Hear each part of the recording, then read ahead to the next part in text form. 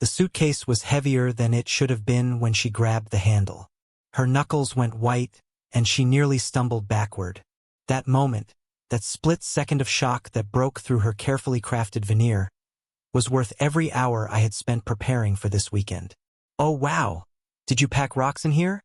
she said, forcing a laugh, her eyes darting to me for a reaction. I shrugged, my face impassive. "You've got everything you need in there," I replied, my tone deliberately flat. "It's a special trip, after all." She hesitated, then smiled that fake, rehearsed smile she'd been using on me for months. "You're so thoughtful," she said, leaning in to kiss me on the cheek. Her lips felt cold, disconnected. I watched her wheel the suitcase out the door, the small wheels squeaking under the weight. I waited until the car pulled out of the driveway and disappeared down the street before I allowed myself to exhale. It was showtime. Her name was Amanda. We'd been married for 8 years, together for 10. For most of that time, I would have described us as happy, comfortable. We had our routines, our inside jokes, our shared dreams, or at least I thought we did. That illusion shattered 3 months ago when I found the first text message.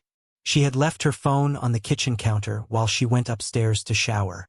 I wasn't snooping, at least not intentionally, but the screen lit up with a message preview, and my eyes betrayed me.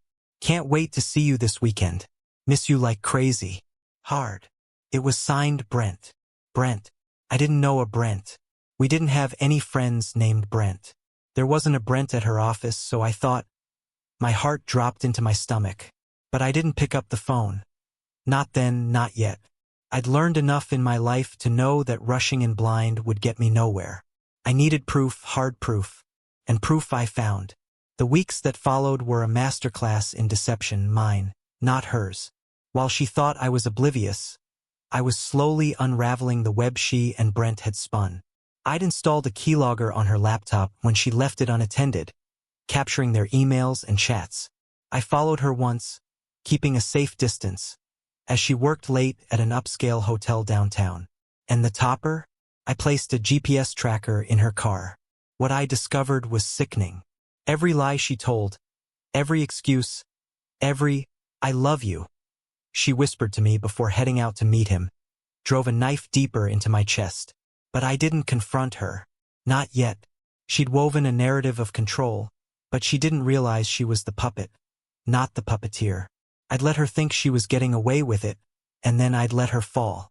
When she announced her weekend getaway with the girls, I almost laughed. She was so transparent now that I knew what to look for. Her fabricated stories didn't align.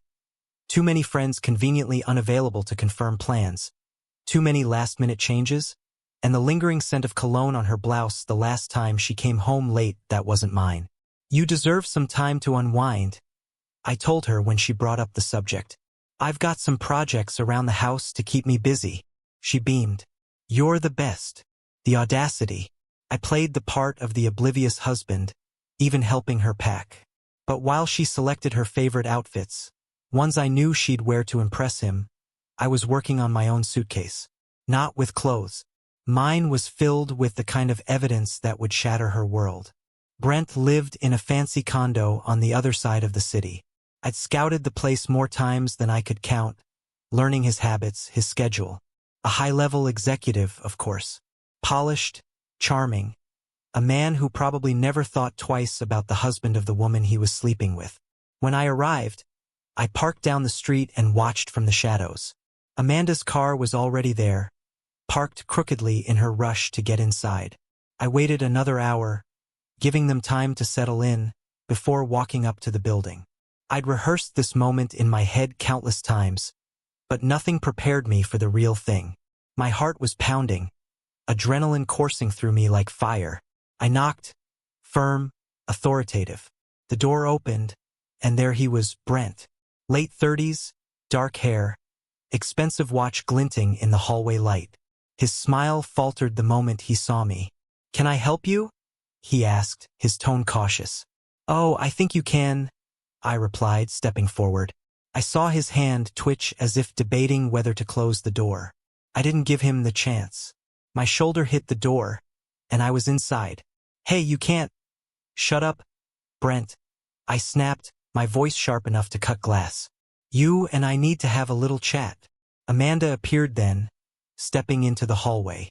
Her face drained of color when she saw me. She clutched the robe around her like it was a shield. Mark, what are you doing here? I ignored her, focusing on Brent. You know who I am, don't you? He swallowed hard. I think you should leave. I laughed. A cold, bitter sound. Oh, I'll leave. But not before we've had our conversation. I reached into my bag and pulled out the first stack of photos, printed screenshots of their texts, emails, hotel receipts. I threw them onto the coffee table, scattering them like confetti. His eyes widened, darting from the photos to Amanda and back to me. You thought you were clever, didn't you?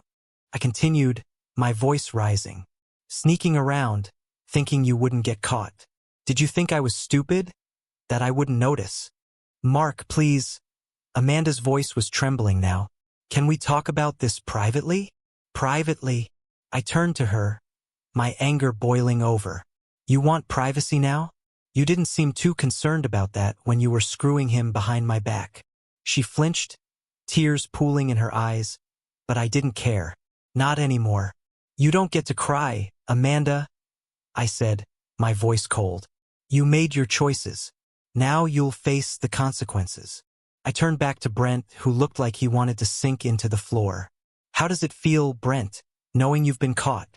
That your little game is over? Look, man, he stammered. I didn't mean for any of this to happen. Save it, I snapped. I'm not interested in your excuses, but your wife might be. His face went white. What? Oh yeah, I found her contact info. Lovely woman. I'm sure she'll appreciate knowing what her husband's been up to. Mark, please. Amanda's voice broke, desperate. Don't do this. I turned to her, my gaze piercing. You should have thought about that before. I grabbed my bag and walked to the door. Before I left, I turned back to Brent. One more thing. If you ever come near my wife again, I'll make sure everyone in your professional circle knows exactly what kind of man you are. I left them standing there, the silence behind me deafening. The fallout was swift and brutal. I'd mailed the evidence to Brent's wife the next day, along with a note apologizing for the pain it would cause her. She filed for divorce within a week. Word spread quickly through Brent's company, and he was quietly asked to resign. As for Amanda, she tried to beg for forgiveness, to explain away her actions, but I wasn't interested. The divorce papers were already in motion. I made sure she left with nothing but the clothes on her back. It wasn't easy. None of it was. But as I stood in my now empty house, the weight of betrayal finally lifting, I realized something. I'd lost a wife, yes, but I'd gained something far more valuable, freedom, and the satisfaction of knowing that justice had been served.